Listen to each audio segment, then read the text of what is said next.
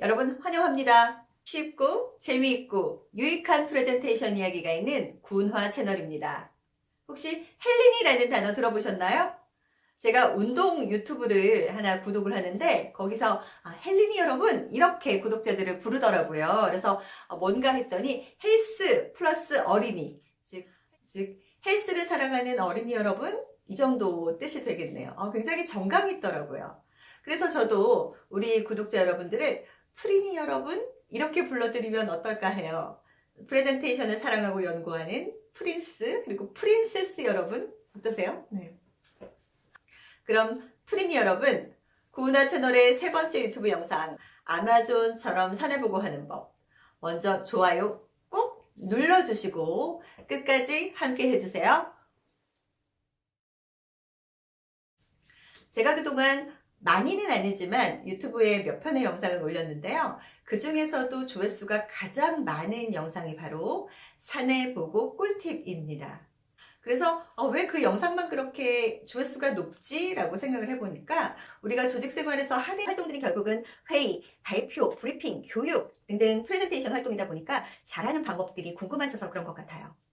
요즘 기업의 사내보고 방식에도 신선한 새바람이 불고 있다고 하는데요. 바로 이 보고는 간결하게 그리고 보고서에 드는 시간과 노력도 대폭 절약하자는 이러한 방향으로 변화를 하고 있다고 합니다. 그 벤치마킹 대상이 되는 기업이 미국의 아마존입니다. 아마존의 설립자 제프 베이조스는 노 파워포인트 문화를 이끌었습니다. 그는 파워포인트는 애매모호한 소통의 도구다라고 정의를 하고 그 대안으로 6페이저, 즉 6페이지라는 형식을 제안을 했습니다. 6페이저, 6페이지 방식은요. 회의 참석자들이 각자 A4지에 6장의 글을 준비를 해오는 겁니다. 글자 포인트가 10에서 11포인트래요. 절대로 20포인트 아닙니다. 네, 10에서 11포인트로 6장 이렇게 준비를 해와서 회의 시작 전에 한 15분에서 20분 정도의 시간을 두고 참석자들이 다른 사람들의 글을 읽어보는 시간을 갖는다는 겁니다. 그리고 나서 아마존이 최근에 더욱 승승장구하면서 이 6페이저는 더욱 주목을 받고 있는데요. 국내에서도 현대카드, 아모레퍼시픽, 두산그룹 등 많은 기업들이 파워포인트가 아닌 워드 형식의 보고 문화에 속속 동참을 하고 있습니다.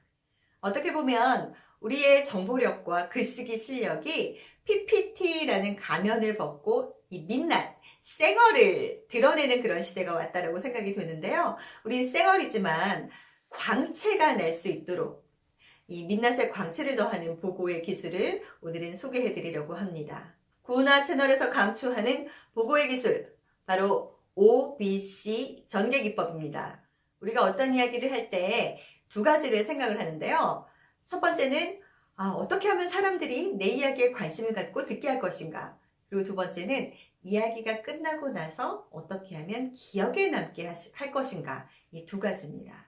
그 비결은 바로 이야기의 구조에 있는데요.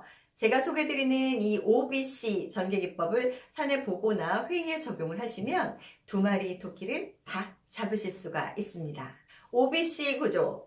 네, 첫 번째는 오프닝 단계입니다. 이야기의 문을 여는 단계인데요. 우리가 이 주제로 이야기를 하게 된 배경이나 커다란 트렌드를 이야기를 하고 그리고 저희는 어떠한 이야기를 준비했습니다 라고 미리 귀뜸을 해줌으로써 청중의 관심을 낳는 그러한 과정이 바로 오프닝입니다. 제가 오늘 내용을 시작하면서 준비했던 오프닝을 한번 살짝 되짚어 볼까요? 우리가 지금 사내 보고 효율화 방안을 이야기하는 이유, 필요성에 대해서 이야기를 먼저 했고요. 그리고 보고 문화 중에서 해외의 아마존의 사례를 이야기를 했습니다. 그래서 이 아마존의 보고 문화를 국내 기업에서 속속 도입하고 있다는 이야기를 하면서 사내 보고하실 때 유용한 OBC 전개기법을 소개해 드리려고 합니다. 여기까지가 제가 준비한 오프닝이었습니다. 그래서 여러분이 지금 저한테 확 낚이셔가지고 계속해서 제 채널을 보고 계신 겁니다. 사내보고 전개기법 OBC, 그 두 번째는 바디, 본론 단계입니다. 본격적으로 사실이나 주장이나 제안을 전개하는 그런 단계입니다. 본론을 전개할 때는 내용에 따라서 적합한 프레임을 쓰면 좋습니다. 본론을 전개하는 프레임으로는 사실과 예시, 주장과 근거, 전략과 실행 방안, 그리고 문제점과 해결 방안, 전후 비교 등등이 있습니다. 그리고 본론의 내용이 하나 이상일 때는 첫 번째, 두 번째, 세 번째로 반드시 덩어리로 묶는 구조화 작업이 필요하고요. 최대한 3개는 넘지 않는 것이 좋습니다.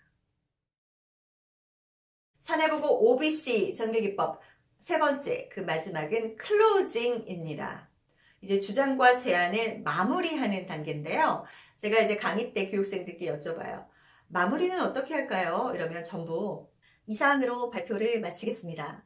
저희가 준비한 내용은 여기까지입니다. 경청해 주셔서 감사합니다. 이렇게 말씀하시거든요. 그런데 이건 마무리가 아니라 끝인사라고 합니다. 여러분, 클로징하고 끝인사는 전혀 다른 거예요. 다른 거니까 절대로 혼돈을 하시면 안 됩니다. 클로징이란 이런 겁니다. 지금까지의 전개 과정을 복습을 해보면 제가 오프닝으로 여러분의 관심을 낳는 데 성공을 했죠?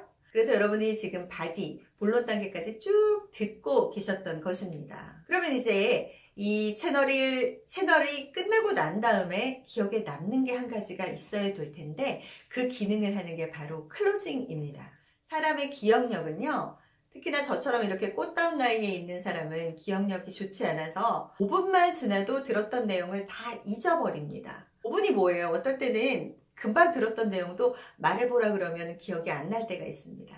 그래서 우리가 본문에서 신나게 전개했던 그런 우리의 주장과 제안들을 잊지 말라고 다시 한번 요약해서 정리해주고 핵심만 콕콕 찍어서 다시 한번 강조해주고 구체적으로 변화를 하라고 행동을 촉구해주는 이러한 역할을 하는 게 바로 클로징입니다. 그럼 클로징이 뭔지 제가 직접 오늘 이 구은화 채널의 클로징을 진행을 해보도록 하겠습니다. 저는 오늘 여러분께 아마존의 사례와 함께 국내 기업의 사내 보고 문화가 어떻게 변화되어 가고 있는지 그 트렌드를 소개해 드렸습니다. 사내 보고는 점점 그 내용이나 형식이 간결해지고 있는 추세고, 그래서 파워포인트가 아니라 이제는 워드 형식의 보고 방식을 선호하게 되었다라는 이야기를 전달해 드리면서 유용하게 사용하실 수 있는 이 구조, 바로 OBC 전개기법을 소개를 해 드렸습니다. 그런데 이것을 실무자인 우리만 알고 보고를 받으시는 분이 여전히 테드 스타일 그리고 스티브 잡스 스타일의 이 파워포인트 보고서를 선호하신다면 다시 파워포인트로 보기 좋은 보고서를 만들기 위해서 여러 시간을 투입해야 됩니다.